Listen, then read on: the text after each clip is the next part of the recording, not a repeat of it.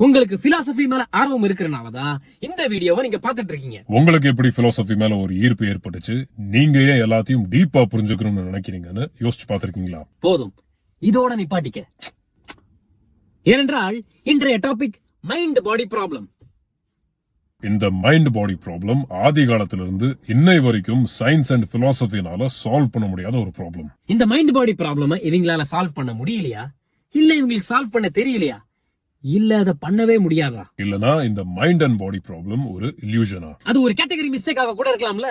உதாரணத்துக்கு, நான் ஒரு விஷயத்த ஆரம்பத்துல இருந்து தப்பாவே புரிஞ்சுட்டு இருக்கேன், அதனால ஆரம்பத்துல இருந்து என்னுடைய அப்ரோச்சும் தப்பாவே இருக்கு. அதுவும் ஒரு இல்யூஷனால ஏற்பட்டிருக்கலாம்ல.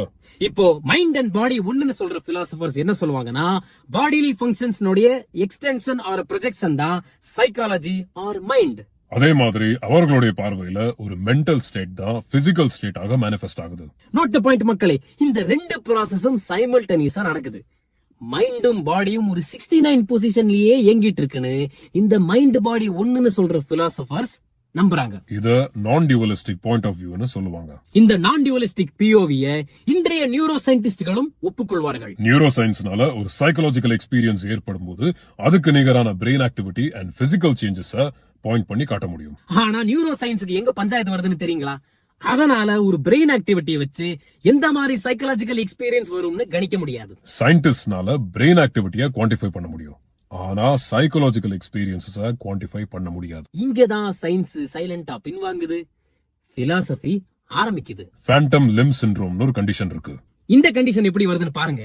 இப்போ ஒருத்தருக்கு ஆக்சிடென்ட்னாலயோ இல்ல ஒரு டிசீஸ்னாலயோ ஒரு காலை வெட்டி எடுக்கிற நிலைமை வருது.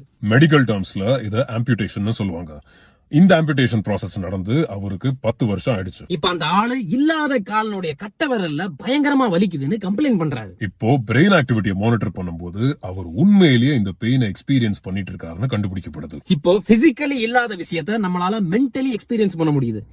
இங்கதான் டீப் பிலாசபி ஆரம்பிக்குது. இப்போ நாம out of body experiences and near death experiences பத்தி எல்லாம் கேள்விப்பட்டிருப்போம். அதாவது மயக்கமான நிலையில கான்சியஸ்னஸ் இல்லாம இருக்கிறப்போ வித்தியாசமான லைட் பாக்குறது, இல்லாட்டி தன்னுடைய உடம்பைய டாப் டவுன் ஆங்கிள் இருந்து பாக்குற மாதிரி எக்ஸ்பீரியன்சஸ் மக்கள் ஷேர் பண்ணி கேட்டிருக்கோம். அப்புறம் பாத்தீங்கன்னா இந்த டிபெட்டியன் புத்திஸ்ட் மாங்ஸ் மெடிடேஷன் மூலமாக heart rate, blood pressure, metabolism and body temperature influence பண்றதையும் நம்மளால பார்க்க முடியுது. அப்புறம் பாத்தீங்கன்னா இந்த split brain patients, psychogenic death, அப்புறம் ஹிஸ்டீரிக்கல் பேராலிசிஸ், இந்த மாதிரி மெடிக்கல் கண்டிஷன்ஸ் எல்லாம் இந்த மைண்ட் பாடி ப்ராப்ளம் மேலும் காம்ப்ளெக்ஸா மாத்துது. பட் இந்த மைண்ட் அண்ட் பாடி ப்ராப்ளம் ஒரு லாங்குவேஜ் இல்ல டெஃபினேஷன் எரர்னால ஏற்படுதுன்னு சில பிலாசபர்ஸ் அவங்களுடைய கருத்தை முன்வைக்கிறாங்க. இப்போ உங்களுக்கு ஏதாச்சும் கருத்து இருந்துச்சுன்னா கருத்துன்னு கமெண்ட் பண்ணுங்க.